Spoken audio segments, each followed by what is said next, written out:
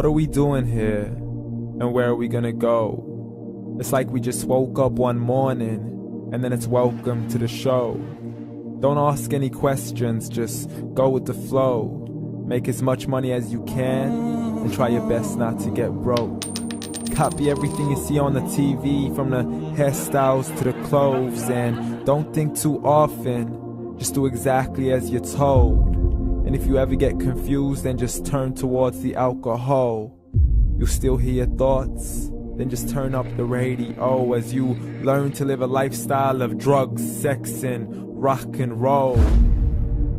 But in all honesty, I just need to know, is there more to the cycle than growing and getting old? Living and dying just to leave behind a happy home and a whole lot of property that somebody else is going to own.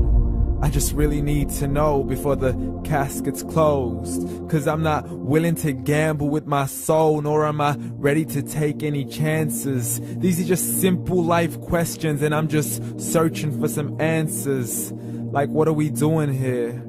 And what is our purpose? How did we get here, and who made us so perfect? And what happens once we go, or is this world all really worth it? Questions we don't answer because apparently we don't really have to. There's no purpose to this life and our existence is merely natural. Then in that case, please let me ask you, did you create yourself, or was it somebody else who had fashioned you? 'Cause you're a being that's impeccable, faultless and unparalleled. You're a product of supreme intelligence and I'm merely being rational. For there isn't a camera on this earth that can come close to the human eye, nor a computer that can compete alongside the human mind. And if the whole world was to come together, we wouldn't be able to create a single fly. So many signs, yet we still deny.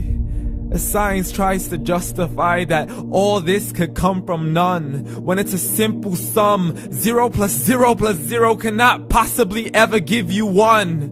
So from where did all this order come? For everything has its origins, a maker, a creator of its own. I mean, the only reason you're watching this video is because somebody had to press upload. So we can believe in the Big Bang, but I'd rather believe in He who caused it to explode. Allah, the creator of everything along with every single soul. The ever-living, the master, the only one who is in control. Unlike his creation, beyond our imagination. And no, he's not a man, nor does he have any partners in association. He's on his own. And no, he did not ever leave us alone. Just like every manufacturer, he left us with an instruction manual.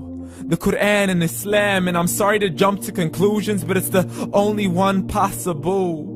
The only definition of God is the one and only supreme being. It's logical, a book with 0 contradictions, with miracles that are both scientific and historical, all revealed over 1400 years ago. Like the detailed description of the human embryo. The descriptions of the human embryo in the Quran cannot be based on scientific knowledge in the 7th century. To the mountains as pegs holding firm the earth below, and the 2 seas that don't mix in a complete separate flow. To the planets in orbit, alternating night and day as they stay in flow. The expansion of the universe and the creation of everything from H2O. To the stories of the past and the preservation of Pharaoh. To identifying the lowest point in the land where Persia defeated Rome. The gushing fluid that created man in the glands between the ribs and the backbone. And not a word has changed, it's still the same. So please explain how all this was known over 1400 years ago. To a man who couldn't read or write, as he would recite whatever the angels spoke. And if you still don't believe, please try to come up with something that's even close. But you can't, so we took God as a mockery and his messengers as a joke. Muhammad could not read or write.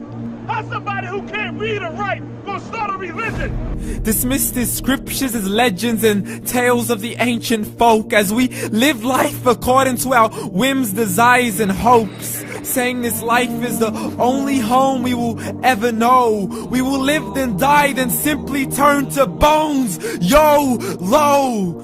Correction, after the grass dies, the rain arrives and it regrows, and Allah promises to do the same thing to your very soul and bring you back from your very fingertips to your toes, as the all-seeing supreme being watches us so close, and we are surely being tested in our wealth, our health, and our self, and everything that we've been blessed with. So believe, for we will surely be resurrected and be brought back to our Lord and account for every single deed, as He hands us our books and orders us to read.